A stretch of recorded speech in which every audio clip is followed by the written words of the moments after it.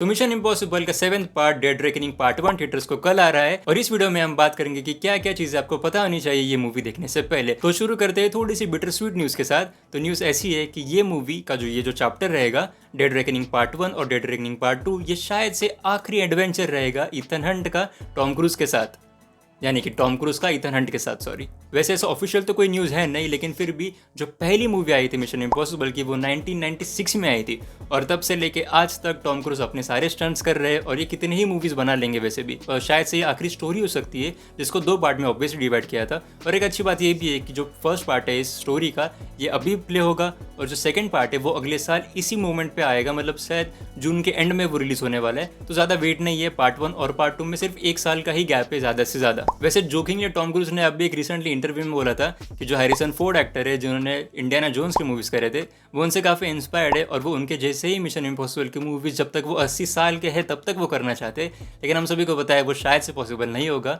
पर क्या पता, हो गया तो अच्छी बात है। लेकिन फिर भी हम एज अ फैंस ये मान के ही चलना पड़ेगा कि ये एडवेंचर जो होने वाली है आखिरी होने वाला है टॉम क्रूज का इथन हंट के कैरेक्टर के साथ। तो अगले पॉइंट पे बढ़ते हैं मूवी के डायरेक्टर्स के ऊपर। जो पहले 4 मिशन इम्पॉसिबल के मूवीज थे वो अलग अलग डायरेक्टर्स ने डायरेक्ट किए थे और फिर 5वां 6वां 7वां और 8वां जो अभी होने वाले हैं 7वें और 8वें, ये सारे एक ही डायरेक्टर ने डायरेक्ट किए हैं, सेम डायरेक्टर ने डायरेक्ट किए हैं जिसका नाम है क्रिस्टोफर मैक्वायर। और जो मिशन इम्पॉसिबल 5th और 6th मूवीज थे वो काफ़ी सिमिलर टोन पे थे, इसलिए वो काफ़ी अच्छे भी लगे थे क्योंकि वो एक ही डायरेक्टर ने भी डायरेक्ट किए थे। और जब कोई भी एक्टर एक आधे डायरेक्टर के साथ कोलैबोरेट करता है वो तो एक अलग टाइप का रिलेशनशिप फॉर्म कर लेते हैं और वही थोड़ा सा फ्लेवर उनका छोड़ जाता है हर मूवी में। और इसलिए 5th और 6th मूवी थोड़े सिमिलर भी लगते हैं उनके फ्लेवर्स के हिसाब से। तो मैं तो काफ़ी एक्साइटेड हूँ क्योंकि 7th और 8th भी सेम डायरेक्टर ने डायरेक्ट किए और मुझे पर्सनली 5th और 6th मूवी भी काफ़ी पसंद आई थी। वैसे मुझे 3rd मूवी भी पसंद आई थी, पर ठीक है उसके बारे में बाद में बात करेंगे। उसका जो विलन था वो काफ़ी मेनेसिंग था, पर ठीक है उसके बारे में एक अलग से वीडियो बनाएंगे।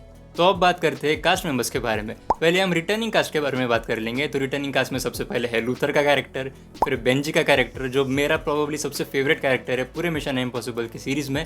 फिर उसके बाद हमें इल्सा भी इस बार IMF के टीम में देखने को मिलेगी और ऑब्वियसली इथन हंट तो है ही। तो जो इल्सा का कैरेक्टर था वो पहले के 2 मूवीज़ में, मतलब मिशन इम्पॉसिबल 5th और मिशन इम्पॉसिबल 6th में टॉम क्रूज के साथ ही कैसा ना कैसा तो काम कर रही थी, लेकिन फिर भी वो अपोजिट टीम में थी। वो MI6 के लिए काम कर रही थी, IMF के लिए काम नहीं कर रही थी। तो इस बार वो ऑफिशियली IMF के लिए काम करेंगी और इसलिए मैं काफ़ी एक्साइटेड हूँ वो देखने के लिए क्योंकि वो एक काफ़ी स्ट्रॉन्ग कैरेक्टर है और वो अच्छा कॉम्प्लीमेंट भी करती है टॉम क्रूज के कैरेक्टर के साथ भी। और हाँ, ये सबसे इंटरेस्टिंग वाला कैरेक्टर अब है, आपको यूजीन किटरेज पता होगे, आपने शायद इनको नोटिस किया होगा ट्रेलर में भी। तो ये जो थे वो सबसे पहले मिशन इम्पॉसिबल के मूवी में थे और जो था डायरेक्टर IMF का। तो उसके बाद से वो कौन से भी मूवी में मेंशन भी नहीं किया गया है और ना ही दिखाया गया है। तो अभी वो रिटर्न कर रहा है ये 7वें और 8वें मूवी के लिए। तो ये शायद से एक सिग्नल भी हो सकता है कि ये बिगिनिंग ऑफ द एंड है मिशन इम्पॉसिबल की सीरीज़ के लिए, या फिर वो एक कुछ की भी होल्ड कर सकता है कि जो पहले वाले चैप्टर्स को और अभी के चैप्टर्स को कनेक्ट कर देगा और सिंडिकेट के बारे में भी कुछ वैल्यूबल इन्फॉर्मेशन शायद से प्रोवाइड कर सकता है। लेकिन फिर भी हमें अगर नहीं पता है तो ही अच्छा है क्योंकि जैसे जैसे उसका कैरेक्टर डेवलप होगा इस मूवी में वैसे वैसे हम सरप्राइज होते ही जाएंगे क्योंकि that is the nature of mission impossible. तो एक आखिरी रिटर्निंग कैरेक्टर होगी वाइट विडो के नाम से, जिसे हमने 6th मूवी में देखा था, जो कि ब्रोकर का काम कर रही थी। वो भी काफ़ी इंटरेस्टिंग कैरेक्टर थी। अब इस मूवी में उसका क्या रोल होने वाला है और क्या कैपेसिटी में रोल होने वाला है उसके बारे में तो हमें अंदाज़ा नहीं है, लेकिन फिर भी उसे देखना भी एक्साइटिंग होगा क्योंकि ब्रेव ब्रोकर का रोल काफ़ी इंटरेस्टिंग था पिछले मूवी में। और अगर हम बात करें न्यू कास्ट मेंबर्स के बारे में तो 3 प्रोमिनेंट कास्ट मेंबर्स हैं नए। पहला ऑब्वियसली जो मेन विलन होने वाला है गैब्रियल के नाम से, उसे प्ले किया है इसा मोरालेस ने। फिर उसका एक राइट या लेफ्ट हैंड होने वाली है असैसिन के कैरेक्टर में, उसका नाम होने वाला है पेरिस और वो प्ले किया है पॉम ने।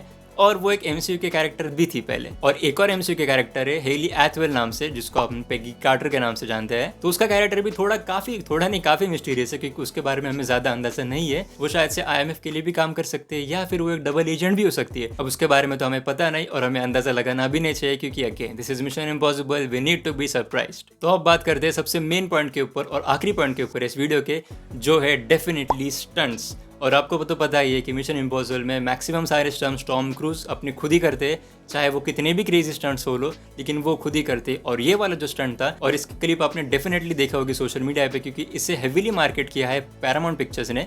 और जो स्टंट तो ऐसा ही है कि टॉम क्रूज एक मोटर बाइक लेते हैं, फिर एक क्लिफ के ऊपर से, माउंटेन के क्लिफ के ऊपर से जस्ट उड़ा देते हैं गाड़ी को और फिर वो एक पैराशूट की मदद से नीचे जाते हैं और फिर एस्केप करते हैं।